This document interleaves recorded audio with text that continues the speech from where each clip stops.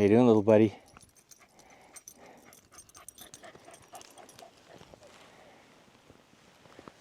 Well, we finished gathering a bunch of septarian nodules, and now we are at a different location. I'm just sitting down, taking a little bit of a break, but we're here to gather agate, and it's kind of hard to know where to start.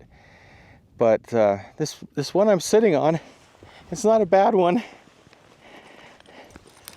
It made a nice little seat. Is that not a beautiful agate? Look at that thing.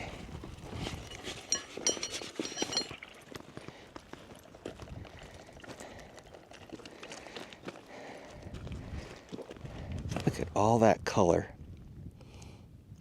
And that agate is just part of a giant vein that cuts all the way through here. This is the peak of it, and then pieces have just crumbled off on both sides.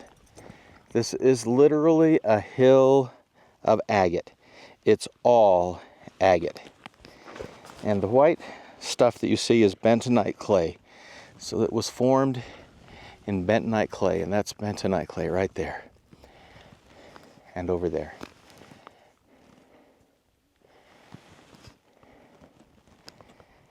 I don't even know where to start.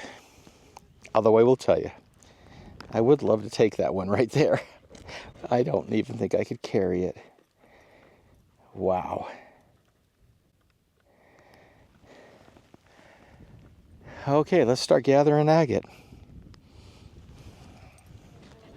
Little buddy. It's incredible out here, but it's hot. And the wind picked up. So I've got my back to the wind, but I wanted to show these to you. Look at the crystallization there.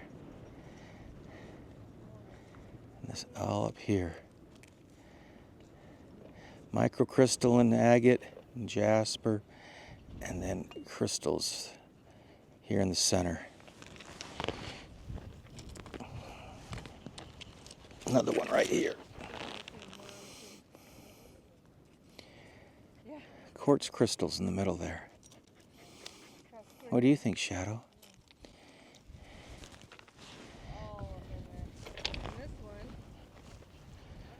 I mean, I don't even know where a person is supposed to begin. Look at this. It is literally hills of agate. Thirsty, little buddy? All right. Get you some water. Hold on. Here we go. I'm getting there. There we go.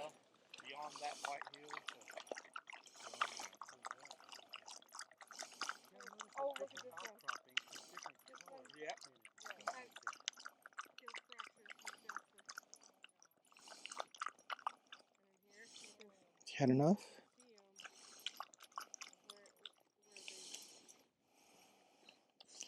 Some of these agate here, like that one right there, it has a blue, kind of a blue hue to it. And look at that one right over there. Bring your phone, sweetheart. Does that not look blue to you? Right here.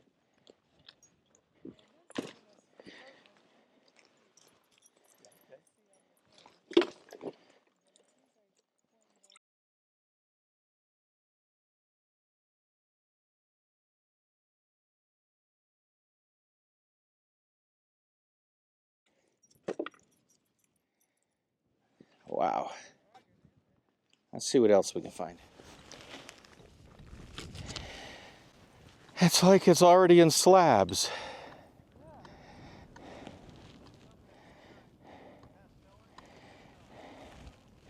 Look at that one. That one's got a lot of blues going on in there. A lot of blues. A lot of blue in there. That has me really interested. You know, the blue. The last area similar to this was off Last Chance Road. Made a video on that, and there I was gravitating towards the greens because there was a lot of green. But here I'm gravitating towards the blues. There's a lot of blue. I mean, there's a lot of other color too, but to find the blue is unusual.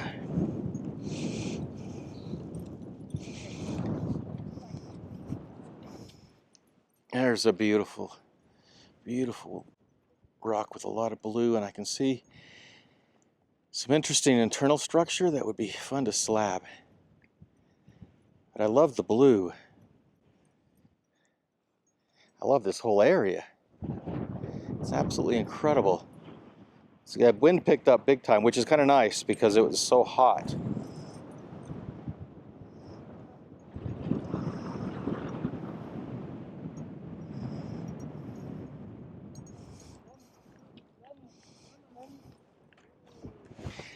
Now I'm finding the green again, like we found over there off of Last Chance Road.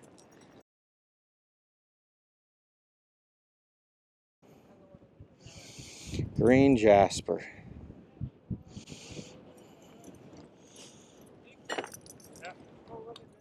Some of these pieces are just enormous.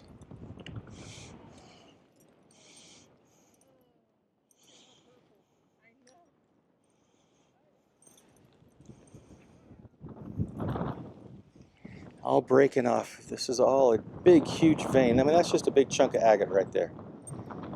And breaking off and then crumbling down and rolling.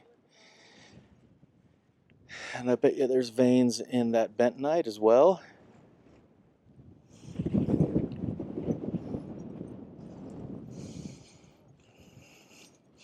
Where to even, like, I'm trying to be picky. Like looking for the really unusual stuff because there's just so much.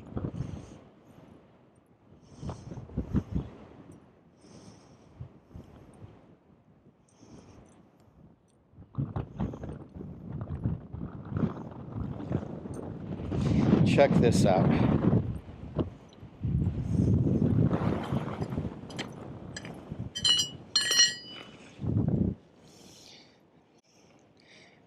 Look at that deep pigeon blood red. I think that'll tumble up beautiful.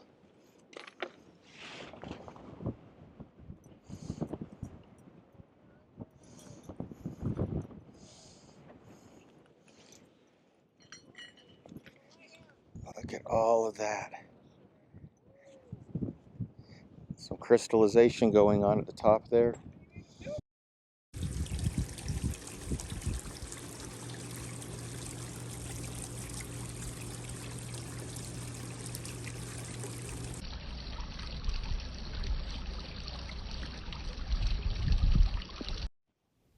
So it's always very interesting, you know, look at all of this material. And it looks like it's all coming down, you know, from the same place, right? But yet even here within patches, it changes. And like around here, I started finding more of a jasper. That's definitely a jasper there. Beautiful green jasper.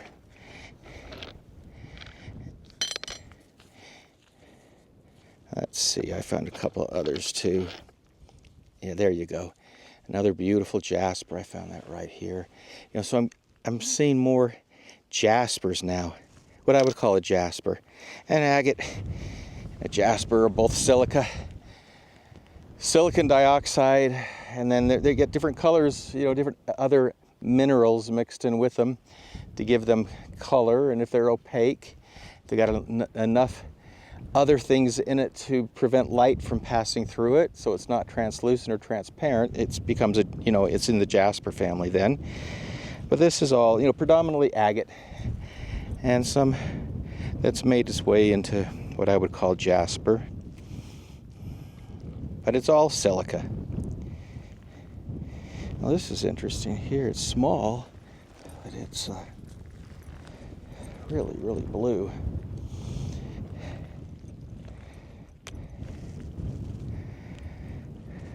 There's so much. It's like, where do you even start? I'm literally walking every footstep, just stepping on agate agate, and the occasional, what I would call Jasper. You know, this is on the cusp. Looks kind of jaspery, but then you get towards the edges and it's translucent. So, you know, and that looks translucent through there. So, it's, whatever. Agate, Jasper, combination of both. It's beautiful and it tumbles up great.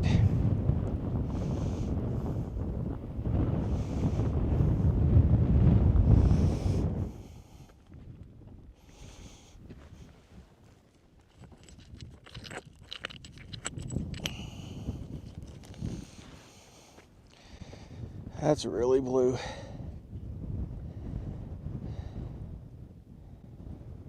Look at all this. I want to cry. I can't take it all. This has everything in it.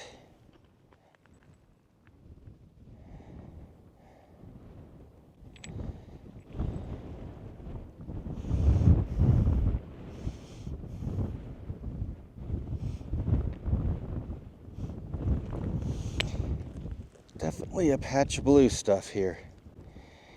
Definitely a patch of blue right here.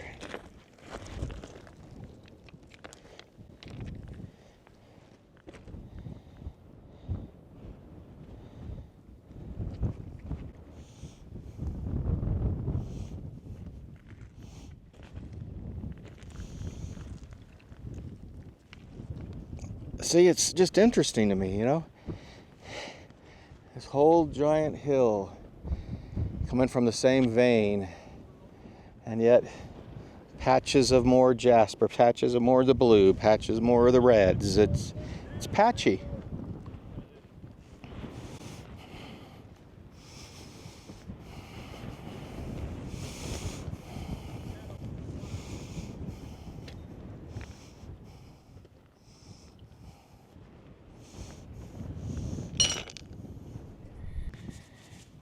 Shadow's had enough of the sun.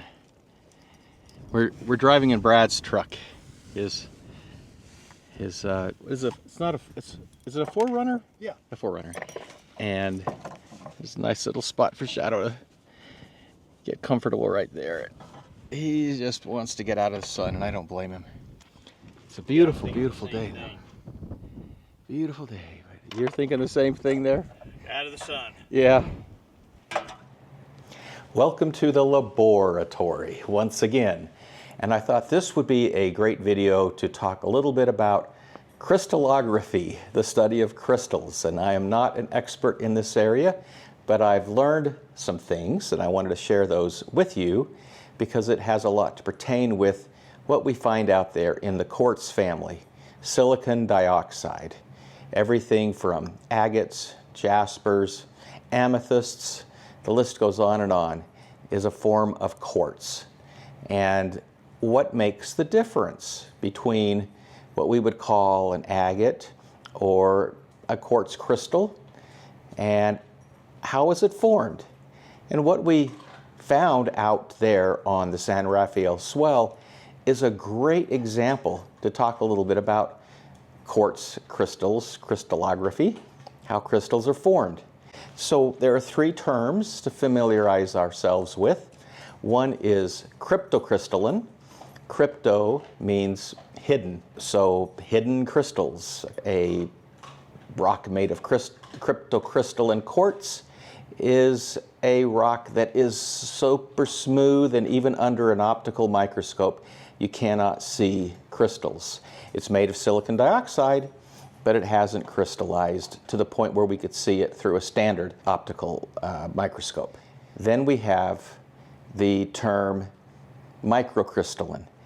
Microcrystalline we use a lot. I use that term a lot, often erroneously when I'm really referring to cryptocrystalline, because agates and jaspers are really cryptocrystalline, but it blends so easily into the microcrystalline stage, and sometimes it's a combination of the two.